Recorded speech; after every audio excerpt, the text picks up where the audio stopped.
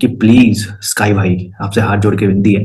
तो sorry to से, लेकिन एक लौंडिया बात से दिक्कत है, वो है हार्दिक पांड्या। हार्दिक पांड्या ने कोई बहुत तगड़ी परफॉर्मेंस नहीं दी है। तो हेलो गाइस, वेलकम टू गली एक्सपर्ट्स। That's me. और आज हम फिर से लेके आए हैं मैच का analysis of India versus England का, कि कौन सी टीम आज बाजी मार रही है। तो मुझे देखिए, जनरल सी बात है कि इंडिया के पास होम एडवांटेज तो है, बट मुझे ऐसा लगता है कि इंडिया जीतेगी ये मैच, ऑब्वियस सी बात है। बट मुझे ऐसा लगता है कि कहीं ना कहीं इंग्लैंड भी थोड़ा बहुत इनको टक्कर देने वाली है, क्योंकि पिच वानखेड़े की है। तो एक आप मान भी सकते हो कि बटलर सॉल्ट अभी तक इस टूर्नामेंट में चले नहीं है। सो मुझे ऐसा लगता है कि Butler Salt can be dangerous, उनमें से कोई एक भी चलेगा तो कुछ ना कुछ जो पुरानी वाली इंग्लैंड का एक क्रक्स होता है, मतलब एक कोर होता है, वो हमें देखने को मिल सकता है। ठीक है। And second thing, main thing कि इंडिया वर्सेस इंग्लैंड का है, तो सबसे पहले एनालिसिस कर लेते हैं बैटिंग से बॉलिंग तक की दोनों टीम्स की, और फिर बताते हैं किसका पलड़ा भारी है, किसमें कम है। ठीक है। तो आज हमारे 3 सेगमेंट्स हैं। पहला सेगमेंट है बैटिंग, दूसरा सेगमेंट है ऑलराउंडर, और तीसरा है बॉलिंग। ठीक है। तो सबसे पहले स्टार्ट करते हैं बैटिंग से। सो बैटिंग की अगर हम बात करें, तो अगर हम इंडिया की बैटिंग की बात करें, तो सबसे पहले संजू सैमसन, अभिषेक शर्मा, ईशान किशन, सूर्य कुमार यादव, हार्दिक पांड्या और शिवम दुबे। ठीक है। और अक्षर पटेल। ठीक है। ये सभी आप मान सकते हो, मतलब एज आप इनको प्योर बैटर मान सकते हो। ठीक है। तो जब भी मैं नाम लेता हूँ या सोचता हूँ कि अभिषेक शर्मा, ईशान किशन, संजू सैमसन, स्काई, हार्दिक पांड्या, या फिर शिवम दुबे और अक्षर पटेल। ठीक है।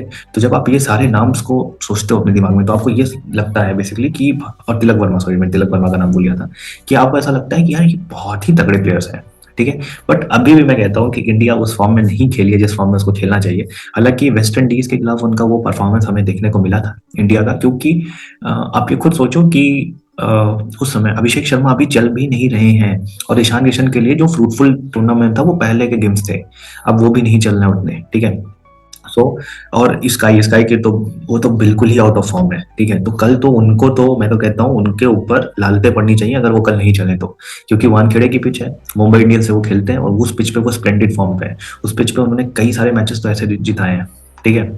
सो आई जस्ट वॉन्ट टू से कि प्लीज स्काई भाई आपसे हाथ जोड़ के विनती है कि प्लीज आप कल का मैच जिताओ, क्योंकि वो जरूरी है। ठीक है। आपके लिए बिल्कुल जरूरी है, हमारे लिए भी जरूरी है। ठीक है। क्योंकि हमने तो प्रिडिक्शन करनी है इंडिया ही, क्योंकि इंडिया को ही हमें जिताना है इस वर्ल्ड कप। ठीक है। यार प्लीज यार, फैंस के लिए तो यार कुछ करो। ठीक है। और बैटिंग की अगर मैं और बात करूं, तो संजू सैमसन स्प्लेंडेड फॉर्म में। अभिषेक शर्मा का क्या है यार कि वो बंदा पूरे विश्व कप चला नहीं है। ठीक है। उनके बारे में क्यों नहीं कह सकते हैं कि आई होप कि ये सेमीफाइनल या फाइनल में चले, लेकिन यार कम ऑन यार अभिषेक, कल तो कर दे, इतना तेरे को बैक करता हूँ मैं अपने शो में, कल तो कुछ कमाल दिखा दे। ठीक है। तो आई होप कि कल वो कुछ अपना एक खतरनाक वाली पारी छिपा के रखे रहे। ठीक है। और ईशान किशन, मैंने बताया ईशान किशन उसी इंटेंट के साथ खेलते, वो पिछले मैच में अनलकी थे वेस्ट इंडीज के खिलाफ, वरना मुझे ऐसा लग रहा था कि जितनी बॉल उन्होंने खेली वो सही खेल रहे थे, तो उनके लिए फॉर्म का कोई इशू नहीं है।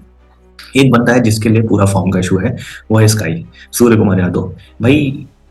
ये बंदा T20 का नंबर 1 बैटर था, अब क्या हो गया है? अब तो टेस्ट खेल रहे हैं, वनडे खेल रहे हैं, सब खेले जा रहे हैं। यार स्काई, मतलब यार अपने रेपुटेशन के हिसाब से आप खेलो तो मजा भी आए बोलने में, क्योंकि ऐसा तो अच्छा नहीं लगेगा ना यार कि टीम जीत गई पर कैप्टन चला ही नहीं। ठीक है। रोहित शर्मा की बात क्यों होती है? बिकॉज रोहित शर्मा 2024 में उन्होंने अपने बल्ले से ऑस्ट्रेलिया को बाहर किया था सेमीफाइनल में, खुद से वहां खड़े होकर के 50 के ऊपर खेला था इंग्लैंड के खिलाफ, और वो मैच विनिंग इनिंग्स थी इंग्लैंड के खिलाफ। ठीक है।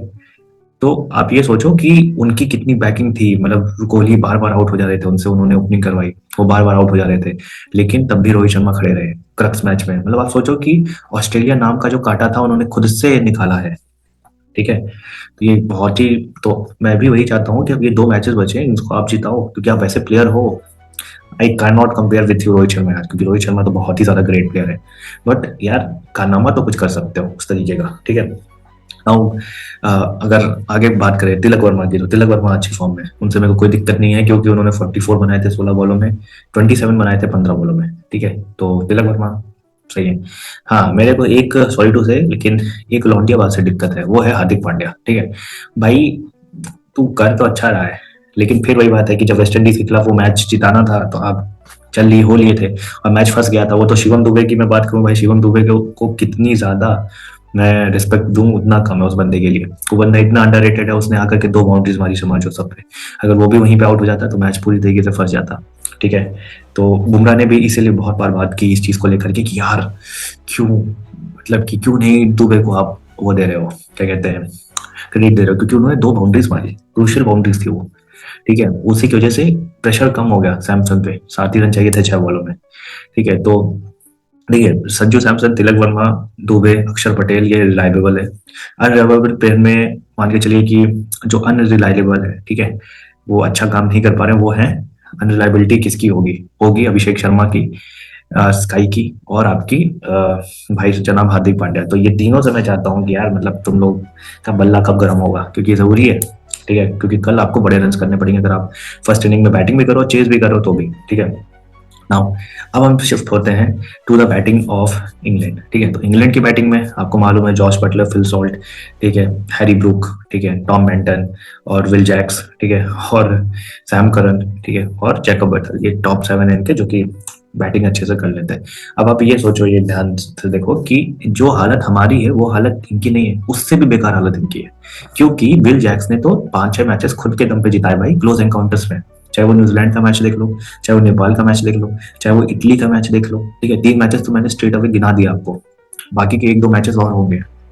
ठीक है, तो इंग्लैंड के लिए सेमीफाइनल पहुंचना ही बहुत बड़ी बात थी मेरे हिसाब से, क्योंकि मैंने तो इंग्लैंड को फिर छोड़ दिया था कि ये शायद ही सेमीफाइनल में पहुंचे। वो तो ऑस्ट्रेलिया ने एक ब्लंडर कर दिया था जिम्बाब्वे के खिलाफ, वरना मुझे नहीं लगता था कि कहीं से भी आई थिंक कि भाई इंग्लैंड जो है वो करेगी। ठीक है, क्योंकि यार मतलब पहली बात तो इन्होंने क्रिकेट भी वैसे नहीं खेली, दूसरी चीज ये बटलर और सॉल्ट, सॉल्ट फॉर्म में आए गए थोड़े थे, वो फॉर्म में थे, बटलर बिल्कुल ही नहीं चले हैं। ठीक है, तो बटलर अगर नहीं चले हैं तो उनको नहीं भी कल चलने देना है, वरना अगर बटलर चल गए तो फिर then there is a die. ठीक है, तो ये ऐसा प्लेयर है। और जेकब बेथल की बात करूं, हैरी ब्रुक की बात करूं, सैम करन की बात करूं, टॉम बेंटन की बात करूं, प्लेयर्स बहुत अच्छे हैं, पर वही बात एक्सपीरियंस कम है। ठीक है, एक्सपीरियंस कम होने का मतलब है कि आप सबको मार सकते हो नो डाउट, बट कल इंडियन स्पिनर्स अच्छा ऑपरेट करते हैं वानखेड़े पे। ठीक है, सो वरुण चक्रवर्ती के ऊपर कल बहुत निगाहें होंगी खास करके। तो मैं ये मानता हूँ कि मतलब इनके लिए भी सही है। ठीक है, बट ये है कि इनका ओपनिंग कैसा होता है, ओपनिंग बहुत अच्छा होता है देन इज ग्रेट।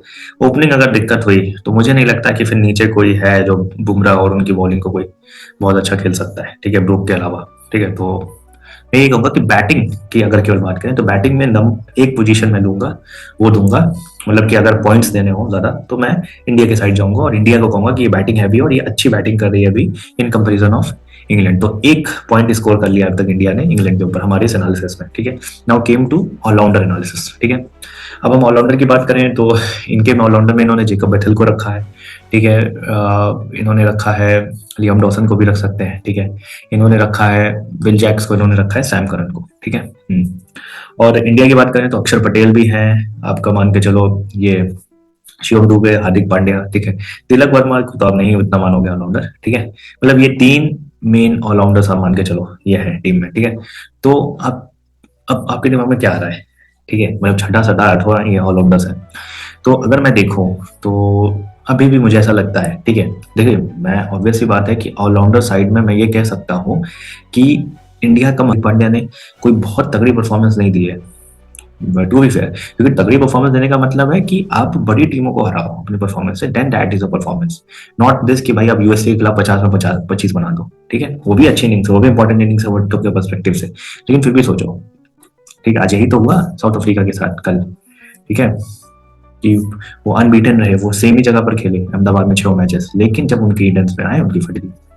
ठीक है, सो ठीक है, मतलब जो भी है, बट मेरे में कहने का मतलब है कि ऑलराउंडर्स में मैं ये कह सकता हूँ कि इंग्लैंड का बदला भारी है, क्योंकि रीजन उसका ये है लियाम डॉसन, ठीक है, और विल जैक्स और सैम करन। ठीक है, और बेथल बेथल को तो हटा भी दो, लेकिन ये तीनों, इन तीनों के ऊपर भारी नजर आए। Dube as per batting perspective exceptional रहे हैं। ठीक है, वो एक्सेप्शनल प्लेयर है, बट एक्सेप्शनल प्लेयर कहने का मतलब है बैटिंग में वो भी इस वर्ल्ड कप में। ठीक है, लेकिन बॉलिंग में उन्होंने बहुत भद्दी बॉलिंग की है, मैं बोल नहीं सकता। जिम्बाब्वे के खिलाफ जिन्होंने 2 में 46 दे दिए उनको मैं क्या बोलूँ। ठीक है, और हार्दिक पांड्या का कोई सब खास कंट्रीब्यूशन आया नहीं है। ठीक है, वो 1 विकेट ले रहे हैं उस पर वो खुश हो जा रहे हैं, लेकिन फिर 4 में 44, 4 में 45 ऐसे दे रहे हैं। ठीक है, तो उनको थोड़ा सा ब्रेक लगाना पड़ेगा, क्लच प्लेयर हो यार तुम। ठीक है, और अगर आप अक्षर पटेल की बात करो तो अक्षर पटेल भी ठीक ठाक डाले, लेकिन उनको उतना मौके भी नहीं मिले। लेकिन इधर से विल जैक्स ने खड़े खड़े 3-4 मैचेस जिताए हैं। सैम करन ने भी क्रक्स मूवमेंट पे मैच जिताया था, याद है, नेपाल के खिलाफ। ठीक है, तो इनकी ऑलराउंडर हैवी साइड है। मतलब कि इन कंपैरिजन ऑफ ऑलराउंडर का कंपैरिजन करोगे तो मैं जाऊंगा इंग्लैंड की साइड, और अभी स्कोर हो गया 1-1। ठीक है, 1-1 हमारे एनालिसिस का। अब आते हैं लास्ट सेगमेंट पे, जो कि है बॉलिंग। हमें क्या टेस्ट करने की जरूरत है कि बॉलिंग किसकी भारी है? बिल्कुल ऑब्वियस ही बात है, इंडिया की बॉलिंग भारी है इंग्लैंड के ऊपर। क्योंकि रीजन उसका सिंपल सा है कि इंग्लैंड अभी भी रिलाई कर रहा है स्पिनर्स के ऊपर। ठीक है, आदिल रशीद के ऊपर, जोफ्रा आर्चर के ऊपर। लेकिन अगर आप जोफ्रा आर्चर को दबा दें और आदिल रशीद को दबा दें तो then there is a dead dead rubber, इनकी टीम फिर फिनिश है। क्योंकि आप ये सोचो, सैम करन अच्छी बॉलिंग तो कर लेते हैं, नो डाउट, लेकिन सैम करन ही इनके प्रॉपर अभी एक बॉलर निकल गए हैं, और आदिल रशीद, विल जैक्स सोचिए हुआ है। ठीक है, तो आई कैन से। और यहाँ इधर कौन है, इधर भी देख लो, वरुण चक्रवर्ती, आपके अक्षर पटेल, आपके अर्शदीप सिंह, आपके जसप्रीत बुमराह। जिस अटैक में जसप्रीत बुमराह, अर्शदीप, वरुण चक्रवर्ती हो, वो अटैक कैसे पीछे रह सकता है? ठीक है, वरुण चक्रवर्ती का ये कह सकते हैं विश्व कप उतना, मतलब जितना उनका स्टैंडर्ड था, जितनी उनकी हाइप थी, उतना उसके कंपैरिजन में नहीं किया अच्छा। बट ये भी नहीं कह सकता हूँ कि बहुत ही मतलब कि बहुत ही बिलो एवरेज गया है, अच्छा गया उनका तब भी। ठीक है, बस उनको कल कंसोलिडेट करना, और फाइनल और सेमीफाइनल्स में, अगर फाइनल में पहुंचते हैं तो भी अच्छी परफॉर्मेंस दी है, बट सेमीफाइनल्स में उनको अच्छी परफॉर्मेंस देनी है, क्योंकि हम सभी को उनसे ये होप है। ठीक है, तो मुझे ऐसा लगता है कि मतलब कि बॉलिंग के पर्सपेक्टिव से इंडिया इज बेस्ट, बैटिंग के पर्सपेक्टिव से इंडिया इज बेस्ट, बट हाँ ऑलराउंडर के पर्सपेक्टिव से अभी इंग्लैंड, क्योंकि इंग्लैंड के लिए उन्होंने उन्होंने ही मैच जिताया है। ठीक है, ऑलराउंडर्स ने। ठीक है, so this is the segment, और हमारे इस पर्टिकुलर एनालिसिस के स्कोर को जीता है किसने? इंडिया ने, भाई 2-1। ठीक है, नाउ अब हम आते हैं एक्स फैक्टर पे। ठीक है, कौन से ऐसे दो दो खिलाड़ी हैं दोनों टीमों से जो एक्स फैक्टर साबित हो सकते हैं? तो पहला, अगर मैं बात करूं इंडिया से, तो इंडिया से एक्स फैक्टर होंगे हार्दिक पांड्या, पहला। ठीक है, और दूसरा होंगे जसप्रीत बुमराह। ये दोनों मेरे को लगता है कि कल एक्स फैक्टर साबित हो सकते हैं। अगर आपको, मुझे लग रहा है हार्दिक पांड्या को आपको नहीं भी वो करना है, तो वरुण चक्रवर्ती को भी ले सकते हो। ठीक है, और इंग्लैंड से कौन हो सकता है? इंग्लैंड से हो सकते हैं आपके जोफ्रा आर्चर या तो फिल सॉल्ट। ठीक है, मुझे ऐसा लगता है ये एक्स फैक्टर हो सकते हैं कल, कि ये कहीं ना कहीं अगर ये चल गए तो ये डिसाइसिव होगा। ठीक है, क्योंकि अब मुझे लगता है कि जोफ्रा वानखेड़े की पिच पे आदिल रशीद थे, ये वही वानखेड़े की पिच है जिस पर नेपाल ने लगभग इंग्लैंड को हरा दिया था। ठीक है, और यही वो आदिल रशीद थे जिनको नेपाल के प्लेयर्स ने बहुत मारा था। ठीक है, याद है हुआ। ठीक है, तो यही मैं कहना चाह रहा हूँ कि आप अपने स्पिन के बल पे तो वानखेड़े पे नहीं जीत सकते हो। ठीक है, तो आपको फास्टिंग में भी वही क्वालिटी चाहिए। और फिल सॉल्ट के ऊपर मैं इसलिए जाना चाहता हूँ, बटलर भी है नो डाउट, लेकिन बटलर का फॉर्म ऐसा नहीं है, इसलिए मैं उनको नहीं कह सकता। ठीक है, तो ये है मेरे एक्स फैक्टर। और मैंने प्रिडिक्शन टाइम, अब आते हैं प्रिडिक्शन टाइम पे।